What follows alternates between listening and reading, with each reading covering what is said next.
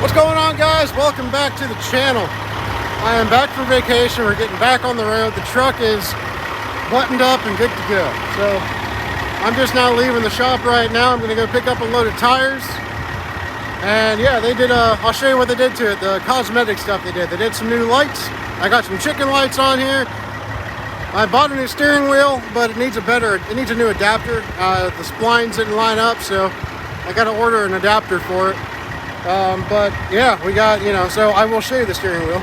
It's kind of a temporary steering wheel, but it's something better than what I had on there. It's way, way better. But, so we got all that stuff done, and I'll just show you the chicken lights. I put new signals on too, new marker lights on the front. I like that smoky look. Kind of goes with the blue.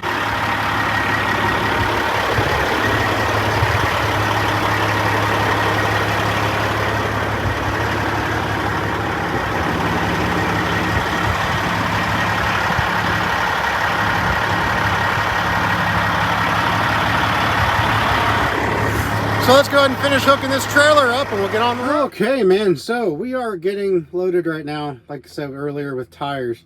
I had a lot of stuff done to the truck while I was gone. And as you can see, I got the chicken lights on the truck finally.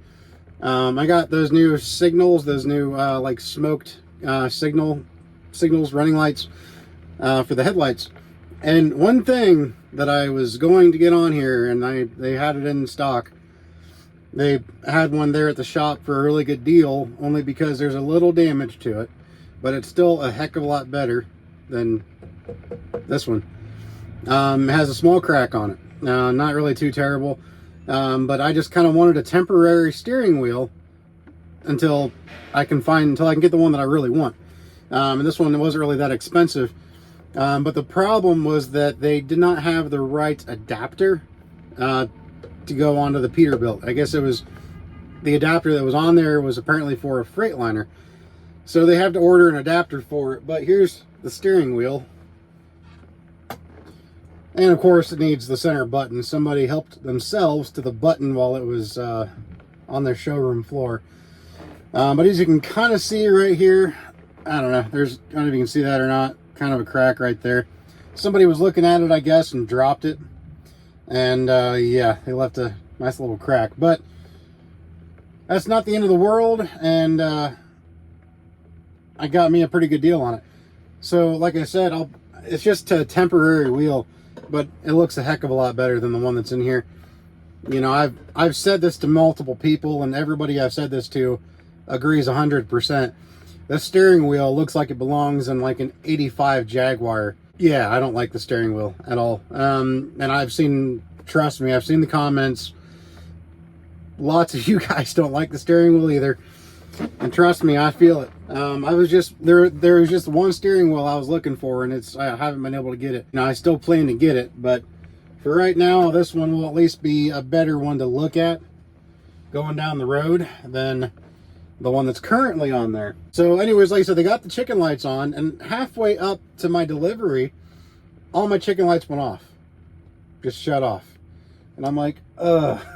I'm like, you're kidding me. So I was digging around. I've got a tester light over here, in case anybody doesn't know what I'm talking about. One of these deals. Very nice, very handy to have in your truck. Takes very little space, obviously. It's the size of a screwdriver with a wire on the end of it.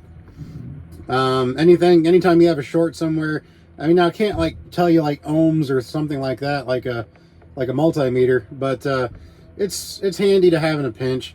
And so I was digging around, looking at all the fuses. All the fuses were lighting it up fine. None of the fuses were bad. So I'm like, what the heck, man? I'm like, they just wired it up. And sure enough, they weren't doing anything behind the dash, because this truck already has factory wiring for the auxiliary lights. So they didn't have to wire anything up to the back of the dash or anything like that. So they didn't open up the dashboard.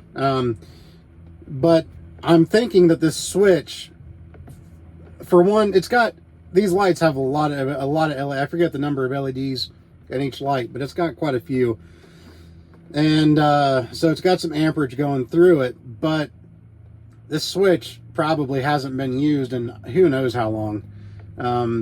And so I took the dashboard apart and tested the switch, and the switch would not light this up. So the switch must be bad. To make sure I had a good ground on this, I tested the sleeper lights right beside it, the switch right beside it, and that lit this thing up like a champ, but not the one on the left. Now I know I could just swap the two around and see what that does, see if that would, because you can swap the plugs around if you want to, and then, you know, basically put the sleeper lights on the switch for the auxiliary lights, and then if the sleeper lights don't turn on, then you know you have a bad switch too. But this will do the same thing, only a little quicker. But yeah, so bad switch. But anyway, so I got to put a new switch in there. You know, again, it's something you deal with when you have an older truck. Now, as far as trucks go, this is a very old truck, a 2005, with a lot of miles on it. So things like that are, you know, those are things like that you got to expect, and that's a cheap issue, a new switch. Also, while I was in there, I had them put a new oil temperature gauge sensor on the pan.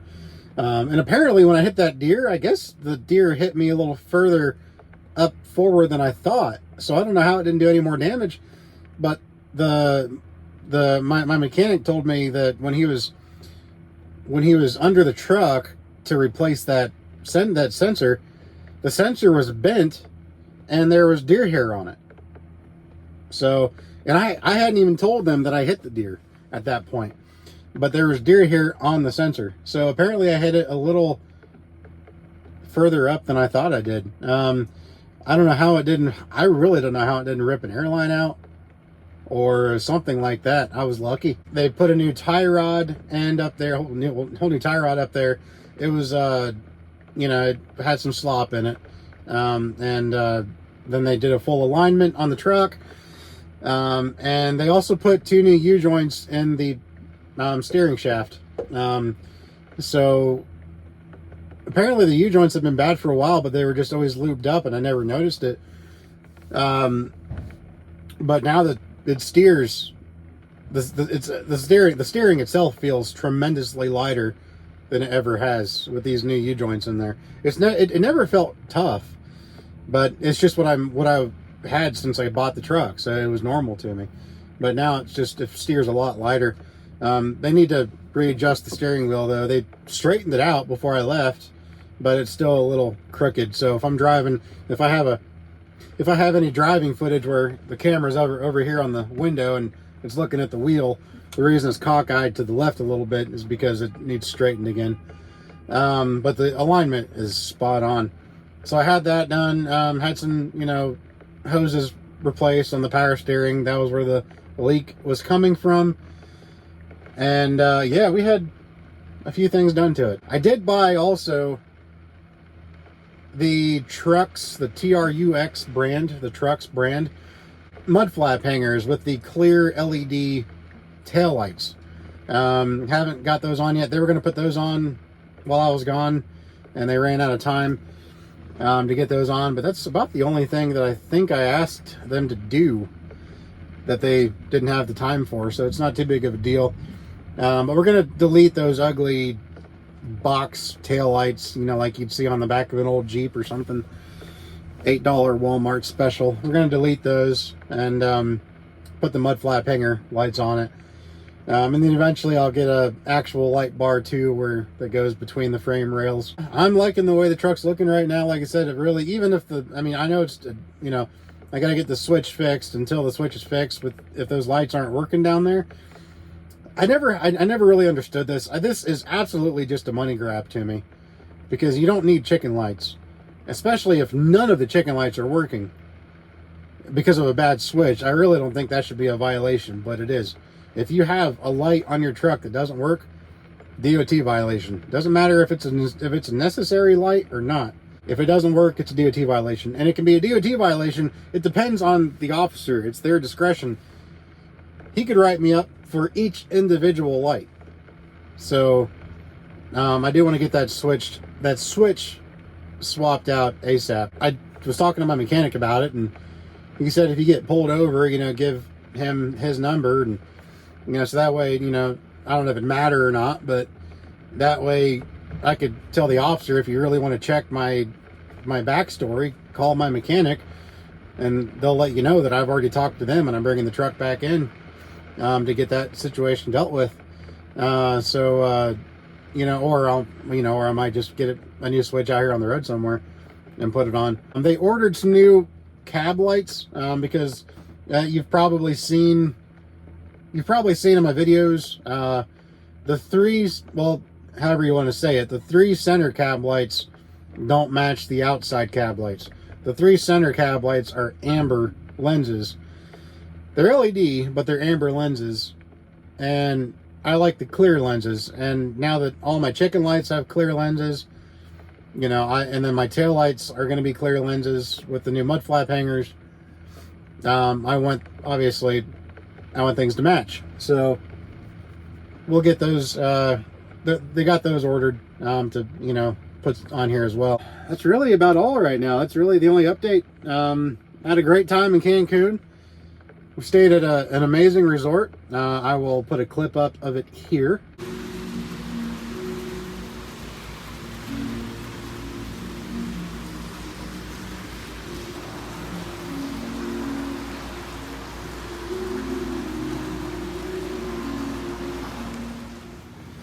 All right, guys, here we are. We made it to Cancun, and it is an amazing room. Oh my God. Look at this bathroom. Wow. This is huge. The ceilings, huge shower. It's huge. That's nice. And when you come out to the best part, we've got our own private pool out here.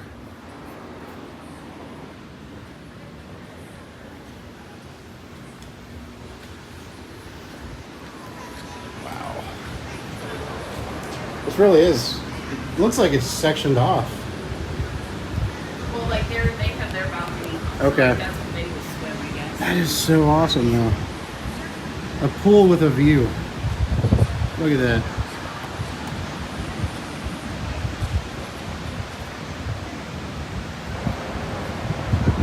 What do you think, honey? Love it. This is nice.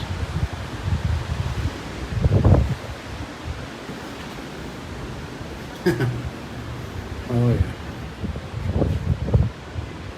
Alright, we'll catch back up with you guys later. That's my update. That's my update right now, guys. Because while the truck was there today too, they went ahead and took some extremely potent soap, detergent, whatever, sprayed it down, sprayed the side of the engine down with it. This is what they use on all their engine degreasers, the greasing jobs. And they took their pressure washer and sprayed down my engine so that way we can run it and see where that leak is coming from. Because once you wash the engine on here, it'll take several days for the leak to start making itself or its way to the ground. So like I said, it's a very, very small leak. But they're so we'll take care, we'll get that taken care of. They're thinking it's the gasket below the spacer plate, which is what I was thinking it probably was too. So that's, pretty big job. Got to take the head off and stuff like that. So we'll just, we'll see what it is when it comes down to it. We'll see where it's leaking from more. Man, it is just really coming down. It's not really raining terribly hard, but it's super cloudy.